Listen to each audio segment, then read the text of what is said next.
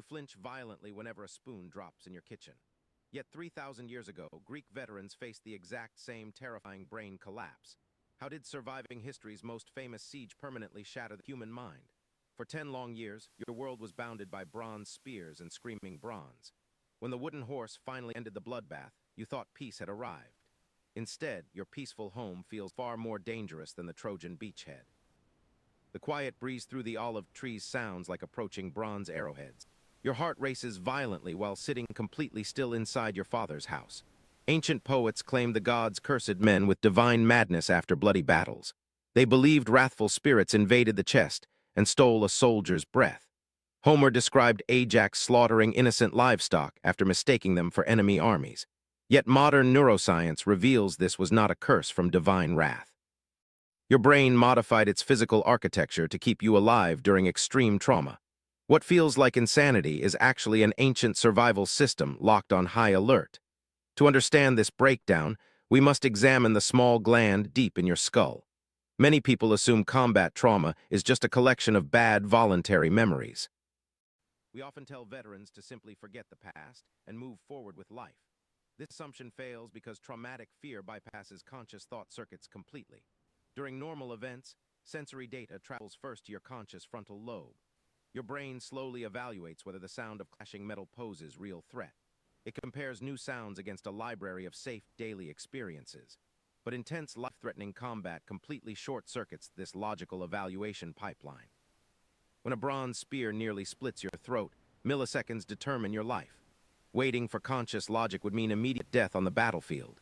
So nature evolved a high-speed emergency bypass called the thalamo-amygdala pathway.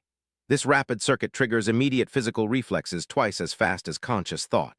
In the chaos of Troy, this neural shortcut saved your life dozens of times. Every sudden shadow or sharp noise instantly flooded your veins with adrenaline.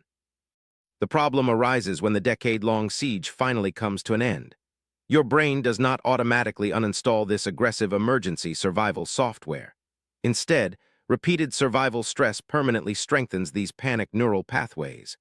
Neuroscientists call this phenomenon long-term potentiation caused by severe terror.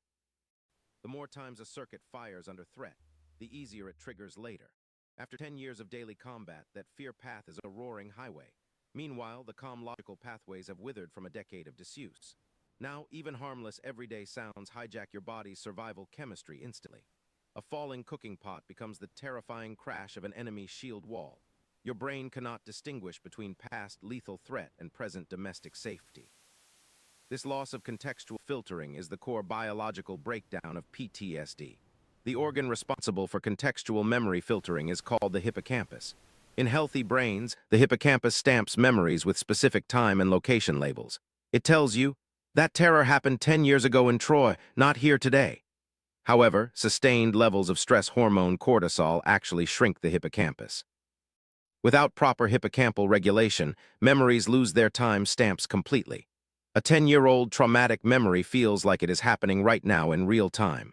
To understand why combat breaks the brain so thoroughly, look at human evolution. For hundreds of thousands of years, human danger was brief and intermittent. A predator attack lasted a few intense minutes, followed by hours of total safety. The body's stress response evolved to deal with short bursts of extreme danger. Adrenaline elevates heart rate and redirects blood straight to major muscle groups. Once the predator left, the parasympathetic nervous system restored internal balance. The Trojan War completely inverted this natural biological rhythm of threat and recovery. For 3,600 consecutive days, danger never truly went away. Even in your sleep, Trojan night raids could butcher your unit in seconds. Your brain was forced to keep cortisol levels elevated indefinitely for 10 years. Chronic cortisol exposure acts like acid inside delicate brain structures. It damages dendrites in the prefrontal cortex, shrinking your capacity for emotional control. Simultaneously, the amygdala expands in size and becomes hypersensitive to minimal stimulus. You become a biological machine re-engineered solely for combat survival. Another biomechanical factor was the unprecedented violence of Bronze Age weaponry. Unlike modern warfare with long ranges, ancient combat was intensely tactile and visceral. You felt the warm spray of enemy blood directly across your face and eyes. You heard the sickening crunch of bronze blades cleaving human bone inches away. This intense sensory overload imprints memories with extreme emotional vividness. The olfactory system plays a particularly brutal role in triggering post-war flashbacks. Smell is the only sense with a direct pathway into the brain's emotional core. The smell of roasting meat in your home village instantly recalls burning war pyres. Before your conscious mind can process the hearth, your body is in fight or flight. In addition to sensory trauma, surviving ancient war created immense moral injury. Moral injury occurs when actions taken in war shatter your core moral beliefs. During the sack of Troy, soldiers committed acts they never imagined possible. To survive combat, warriors suppressed empathy completely through dehumanization. The enemy is no longer viewed as a person with a family and story. This mental defense mechanism is essential while bronze blades are swinging. When the war ends and you return home, suppressed empathy begins to flood back. Suddenly, the faces of slain young Trojan men haunt your every waking moment. Your brain realizes that they were just young men defending their own homes. This realization creates devastating psychological dissonance that destroys sleep. Sleep deprivation further degrades the brain's ability to process traumatic memories. During REM sleep, the brain normally files emotional experiences into long-term storage. It strips away excess emotional distress while retaining important factual knowledge. In PTSD patients, adrenaline rushes repeatedly interrupt the crucial REM sleep cycle. You wake up drenched in cold sweat before memory processing can finish. The trauma remains completely raw, unfiled, and explosive inside your head. Another psychological torment for returning Trojan veterans was survivor guilt. You survived while your bravest brothers in arms died on foreign sand. Your brain struggles to make sense of why your life was spared. It invents self-punishing narratives to explain why you deserve to suffer too. This causes deep emotional detachment from your living family members. You feel unable to experience joy, love, or simple everyday contentment. Psychologists call this emotional numbing, an adaptive shutdown against sensory overload. If you feel nothing, your brain reasons you cannot be hurt again. Yet this emotional wall prevents you from reconnecting with human society. Ancient Greek culture had no formal clinical vocabulary for post-traumatic stress. They described returning veterans as being touched by divine wrath or madness. In Homer's Odyssey, Odysseus spends 10 agonizing years wandering before reaching home. Literary scholars note that Odysseus' long journey mirrors the slow recovery from trauma. He encounters mythical monsters that embody internal psychological horrors. The Lotus Eaters represent the seductive temptation of total emotional numbing and forgetting.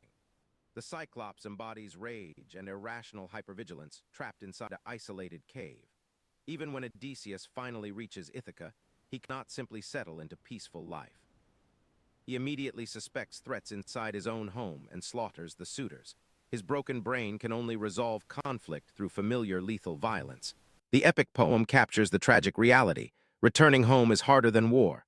Bioarchaeology provides physical evidence of these ancient combat stress patterns. Skeletons recovered from Mycenaean tombs show healed cranial fractures and weapon cuts. Many warriors survived repeated severe head trauma that altered their neurological health. Repeated concussions compound psychological stress, amplifying hypervigilance and mood swings.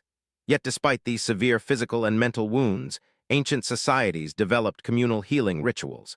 They understood intuitively that traumatized warriors could not heal in isolation.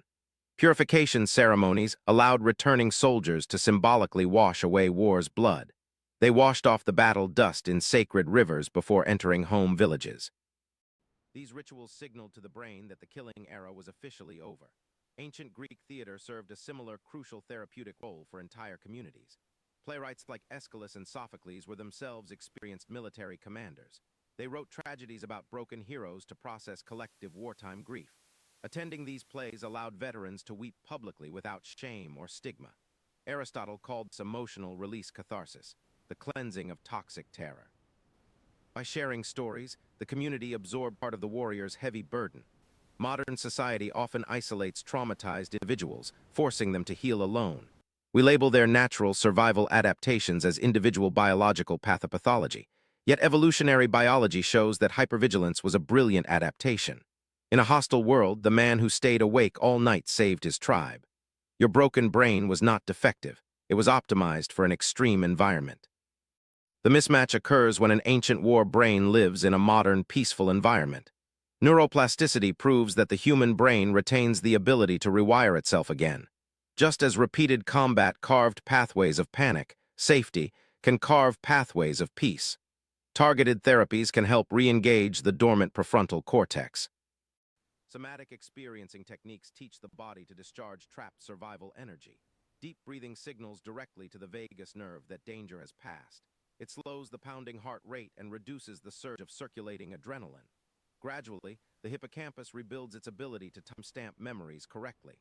The terrifying images of Troy are finally filed away as past history. They remain painful memories, but they no longer hijack your physical present. You learn that surviving the war was only the first half of the struggle. The second, harder battle was teaching your survival brain how to live again. Human minds are remarkably fragile under prolonged violence and horror. Yet our species possesses an incredible capacity for profound healing and recovery. Whether 3,000 years ago or today, trauma is a shared human journey. Understanding the biology behind our reactions removes shame from the healing process. Your reactions are not character flaws or signs of personal weakness. They are the deeply ingrained marks of an ancient survival mechanism doing its job. By extending empathy to ourselves and others, we reopen the path home. The journey back from Troy was never just about crossing the Aegean Sea. It was about reclaiming the peace inside your own mind and chest. No warrior ever returns from war completely unchanged by what they saw. But with time and understanding, the noise of combat finally fades away. The broken brain learns once again how to rest in quiet peace, and you realize that surviving was merely the first step toward living.